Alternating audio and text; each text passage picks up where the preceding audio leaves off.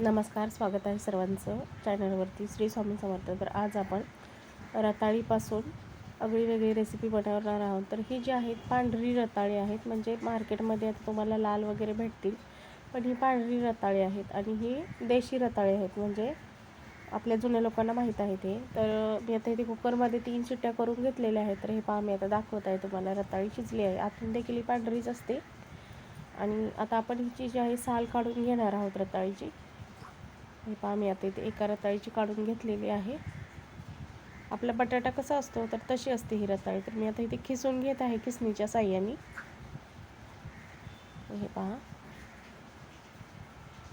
ते जास्त शिजलेले आहे त्याच्यामुळे थोडंसं हे होत आहे, पण हे पहा अशा प्रकारे पडते ते खाली खिस.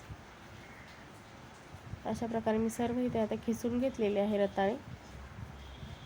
आणि मी आता दुसऱ्या भांड्यामध्ये शिफ्ट करून घेणार आहे, जेणेकरून पीठ मळता येईल आपल्याला याचं.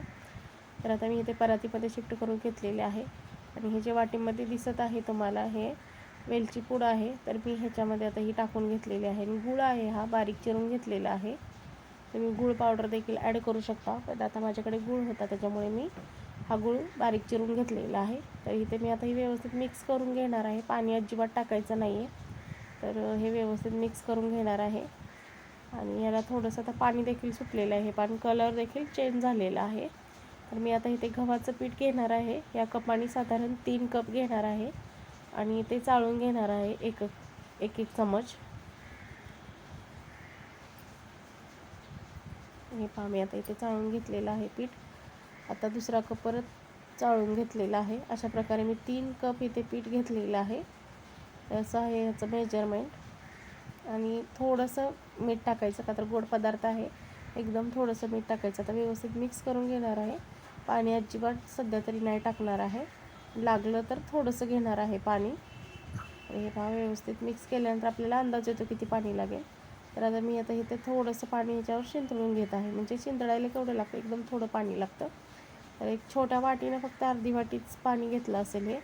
इथे पहा, हे पहा असं पीठ मळून घेतलेलं आहे. आपण पुरीचं वगैरे कसं मळतो पीठ, किंवा आपल्या चपातीचं, तर तशा प्रकारे आपण मळून घेतलेलं आहे पीठ. जास्त घट्टही नाही आणि जास्त पातळही नाही. तर अशा कन्सिस्टन्सीमध्ये आपण मळून घेतलेलं आहे. हे पहा, असा छोटा गोळा बनवून घेतलेला आहे. इकडे मी दुसरीकडे कढई देखील गॅस पेटवून गरम करायला ठेवलेले आहे. तर त्याच्यामध्ये तेल टाकून घेत आहे.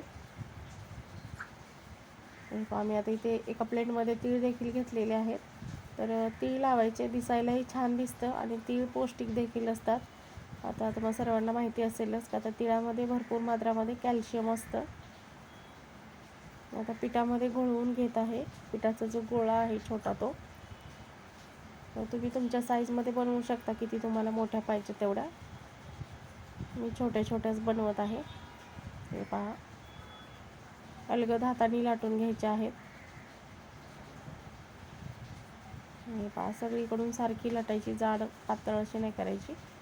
तर परत मी दुसरा गोळ्याला परत हे लावून घेत आहे तीळ. मी आता तुम्हाला एक टिप सांगते. तेलामध्ये तीळ जर का नाही निघाले पाहिजे असतील ना, तर हे त्याच्यासाठी काय करायचं की गोळ्यालाच तीळ लावून घ्यायचे, म्हणजे जेणेकरून ते तेलामध्ये नाही निघणार तीळ. हे पहा, अशा प्रकारे मी दुसरी देखील लाटून घेतलेली आहे. आता दुसरीकडे आपलं तेल देखील गरम झालेलं आहे. मी आता तेलामध्ये सोडलेली आहे पुरी. तर हे पहा, कशी फुलून येत आहे वरती. आता थोडं थोडं आपण तेल त्या झाऱ्याच्या साह्याने वरती हे करून घेणार आहोत. आता दुसरी देखील मी सोडलेली आहे पुरी. आता थोडं तेल मी जास्तच घेतलेलं आहे, 2-2 पुऱ्या तळता येईल म्हणून. तर हे पहा, सोनेरी रंगावरती तळून घ्यायचे आहेत.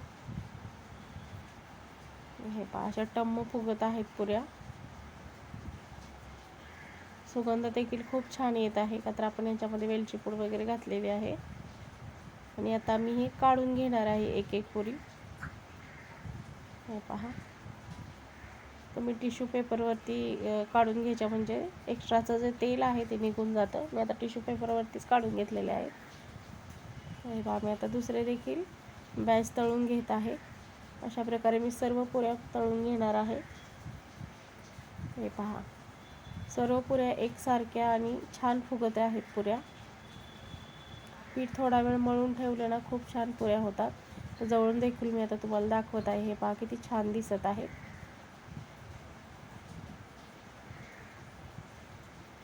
आता भरपूर जणांच्या घरी लहान मुलं रताळं खात नाही, तर त्यांना खाऊ घालण्यासाठी खूप छान एक टिप्स आहे आणि रेसिपी पण खूप छान आणि हेल्दी रेसिपी आहे. आपण याच्यामध्ये मैदा वगैरे काही वापरलं नाही.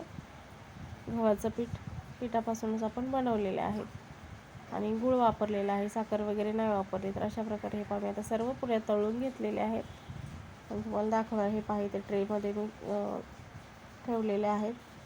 तर आणखीन बनवले आहेत मी आता इथे थोड्या काढून घेतलेल्या आहेत.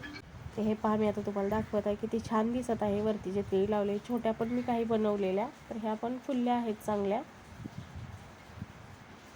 हे पहा